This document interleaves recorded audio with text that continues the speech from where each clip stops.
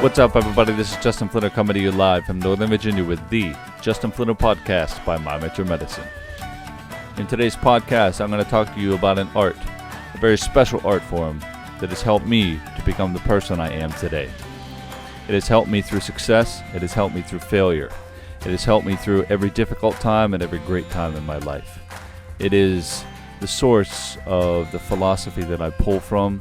It is a guide for all of the challenges that come in front of me in my life. This is the art of Tai Chi. In today's society, we think of Tai Chi in a number of different ways. We think of it mostly as a form of exercise. That's probably the way that you've seen it or heard of it in the news, in the media. You see videos of it online, talk to you about how great it is for such things as preventing falls in the elderly, or lowering your blood pressure, or helping you to stay healthy and balanced and understand what it means to feel less stress in your life. And by practicing the forms that it offers and the different movements, it can help get you there. At least a lot of people hope. They look to it as a kind of fountain of youth, or a method of helping them to achieve something that they have not yet been able to achieve. Tai Chi for me, though, there's something more to it than martial arts. There always has been and there always will be. It's the exercise part is very superficial for me. Of course, you move your body, you feel a little bit better. It does not matter what kind of exercise you do. The deeper you go into the art form, though, whether it be Tai Chi or yoga or any other form of exercise that goes much deeper than just the physical portion of what it has to offer, any art form can help you to understand a little bit more, not only about that specific art form, but about yourself, about other people, about society, about life, depending on how you look at it. Tai Chi for me has been that art form. It has driven me to a deeper level that I have to reopen almost every single day, because there's something new there. There's always a lesson for me to learn. So let me take a step back, though. Most people know of Tai Chi as I mentioned, it's a form of exercise. Some people question it in terms of being a self-defense, saying, well, how can you fight that slow? And, okay, a logical question, but sort of a misunderstanding of why you practice Tai Chi. Yes, it can be applied. It can be used as a martial art in various different ways. And, of course, you would not apply it in the same speed at which you're practicing. That just doesn't make sense. So that's not the best question to ask. Is it really a martial art? Yes, it is. So I'm not going to touch that subject. That's something, if you want to learn more about Tai Chi actually being a martial art, come and see me. Come and take a lesson from me. I offer private lessons for an hour. You can get really in-depth with me for 1 hour to learn exactly why it is that it's a martial art. If you're interested in that, please reach out to me. Tai Chi is a gateway. It is a gateway, as I mentioned earlier, to understanding really who you are and why you are here. For me, this is how I have used Tai Chi for my life. I have read so many different books. I have learned from so many different instructors. I have accomplished a lot. I mean, national champion. I've done all kinds of different things, different competitions. I've judged competitions. I've seen Tai Chi from all different perspectives. I even lived in China for a year of my life. I watched people practicing in the parks, which is one of the biggest stereotypes of Tai Chi across the world, is seeing Chinese people out in the park. I will never forget one day living in China. When I had first arrived, not more than a week after I had arrived, I decided to get up early in the morning and go do a little exercise, because living here in the States, there's just no one there. It's nice and quiet, it's comfortable, it's nice and cool. I never understood why people wouldn't go outside and enjoy it and take time for themselves. When I showed up at the place where I was intending to practice Tai Chi, though, I couldn't believe my eyes. I went to a university track, and it was filled, I kid you not, filled completely with people not just practicing Tai Chi. They were doing all kinds of things, doing just general stretching, just doing some walking, doing some running, playing football, playing basketball, you name it, they were doing it. But there was of course, there was a large group of people in the middle practicing Tai Chi. There were people scattered across doing different forms of martial arts. They were all active. I was stunned. I could not believe it. I was thinking to myself, it's like, wait, I had to check my watch. I didn't think that it was actually the time. It was 6 a.m. I showed up at the track at 6 a.m. to do some exercise for myself, and it was filled with people. I was not the one who was early. I was the one who was late. Now, a little bit about me. My Tai Chi practice did not begin until I was 18 or 19 years old. I started late. Tai Chi, if you haven't practiced it, let me give you a little bit of a verbal description of the movements. Most of the forms, you start standing with your feet together, as tall as you can, but as relaxed as you can. The common analogy in Chinese culture is bamboo. It stands so tall in the forest, but it is so loose and so flexible and so relaxed, agile. All of those qualities you need to embrace and embody before you even start moving. This is one of the biggest challenges when it comes to practicing the art of Tai Chi. Then there's the moment where you start to move. You begin to shift your weight from both feet onto one foot so that you can take a step in one direction, typically to the side. As you place that foot back down, you even out your weight, and you raise both arms up in front of you, almost as if they're being lifted by some unknown force. Your shoulders are relaxed all the way out to the ends of your fingers. But you can feel something running through you. There's some kind of energy, some kind of movement that is giving you a sensation of calmness. For lack of a better way of putting it, almost like a physical poetry. Your body is moving so smoothly, so poetically. Once your arms reach the height of your shoulders, like a cascade of water, they just lower all the way back down, stopping roughly in front of your waist. As the movements continue, you hold on to these sensations deep inside and do your best to express them all the way out to the ends of your body, the surface of your skin. Imagine being so calm inside of your body, just like a perfectly calm lake out in nature, with no disturbance on top, no wind blowing to disturb the surface of the water. It is a perfect reflection of everything that can be seen on top of it. Absolutely perfect. But yet the body of water remains so powerful. You can feel its power in your presence. If you haven't practiced Tai Chi before in your life, this is a bit of my own personal introduction for you. Tai Chi has not just been a physical exercise for me, it has also helped me mentally, it has helped me spiritually.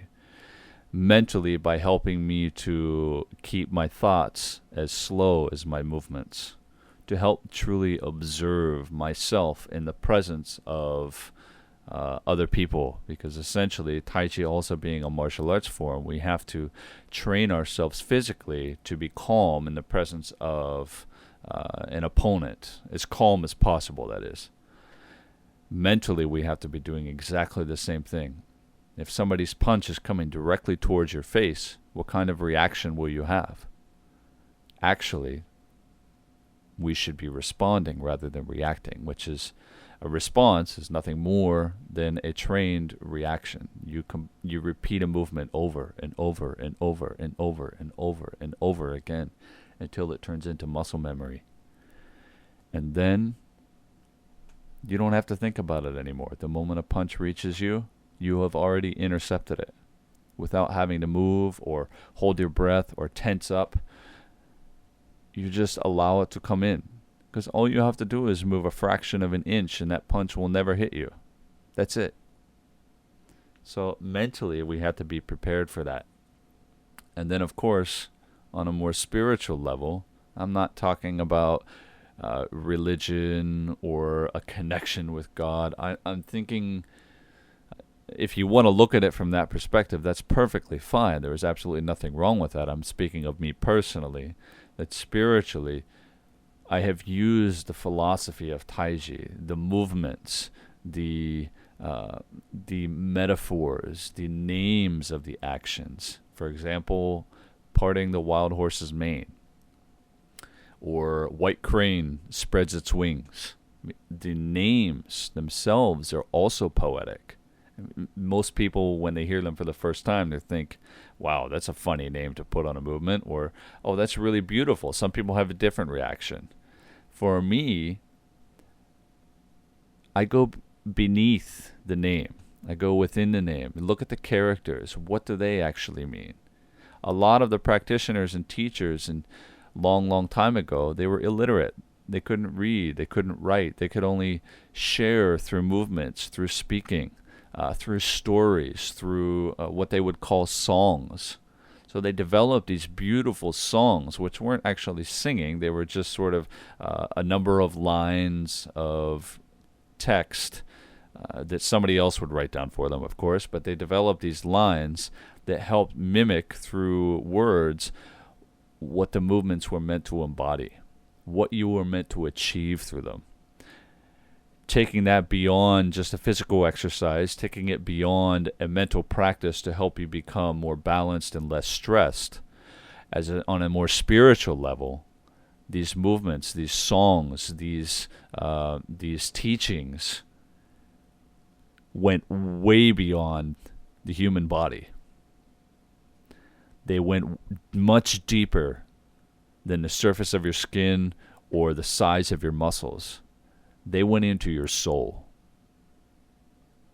And when you experience an art form that can touch your soul, you will never let it go. So I may not practice Tai Chi as much as I used to. A lot of people ask me, do you still practice? Honestly, from time to time, I do. I have many other things that I'm looking to accomplish in my life. I have gone past the period of practicing for 6 days a week, for 6 to 7 to 8 hours a day. That's right. It was more than probably most of your full-time jobs out there. That's how much I was practicing every week, including teaching. Sometimes not including teaching. I would do even more, depending on the time of the year and the season. Regardless of all of that, the amount of effort and time that you put into something, especially when it has the ability to touch your soul, it becomes a teacher, it becomes a mentor, it becomes a guide for you, it becomes more than just a resource, it becomes a source of knowledge, a source of wisdom, a source of experience, a source of life. Because these movements were not based on one person's experience. They were based on their understanding of what was happening in the natural world around them and within them.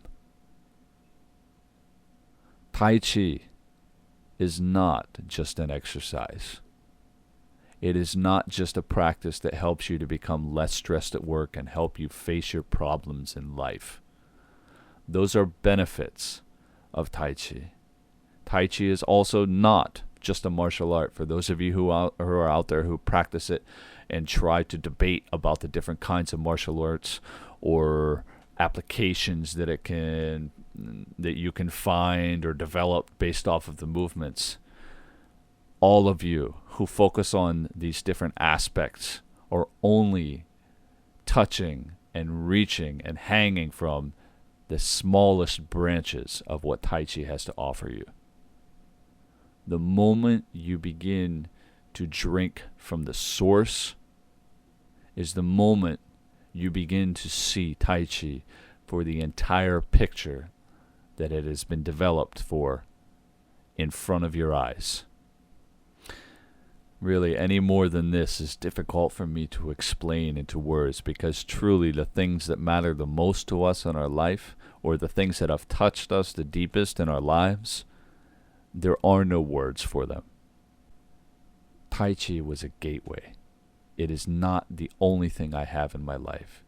I can stop practicing any Tai Chi form that I want it right now. I could stop practicing it for the rest of my life, because I have discovered a gift from it that I can use for the rest of my life.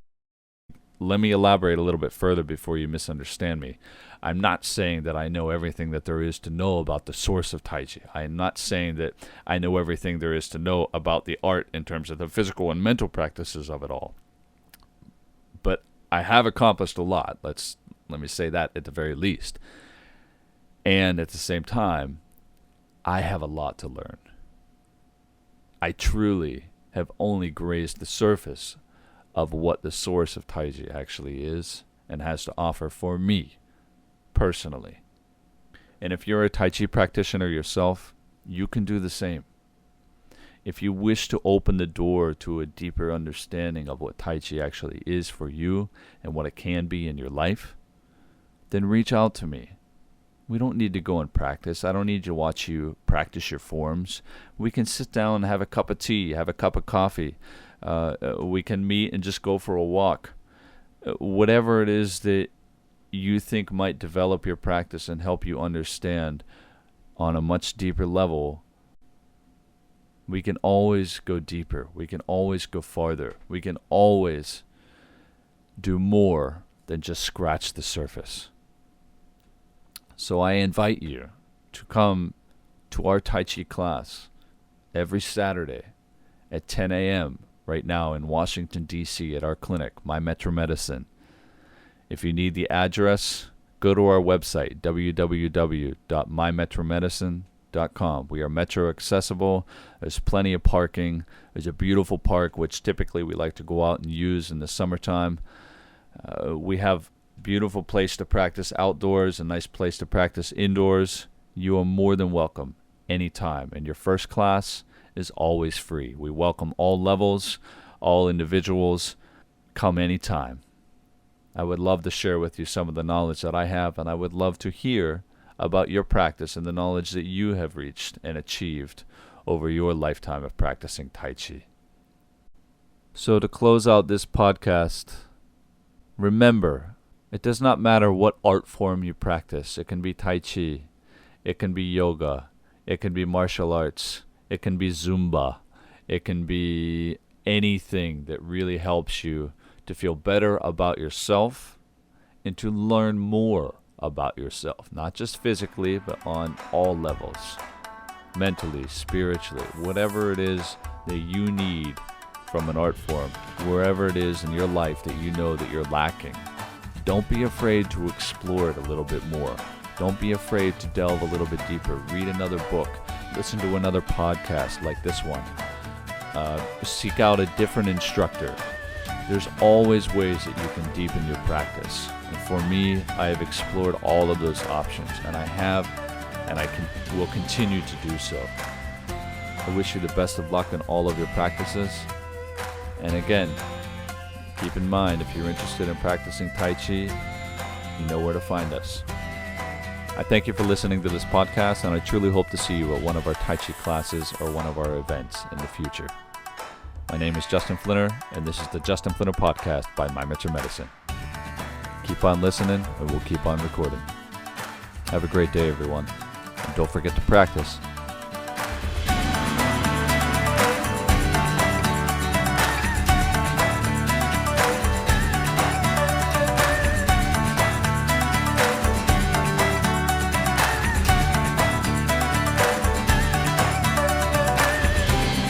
This podcast is brought to you by My Metro Medicine. an organization that is dedicated to helping people improve their lives by learning to empower themselves and take control of their own life. Any form of reproduction or distribution of this podcast is strictly prohibited. Should you have any questions on using this podcast or information that is contained within this podcast, please write to info@mymetromedicine.com.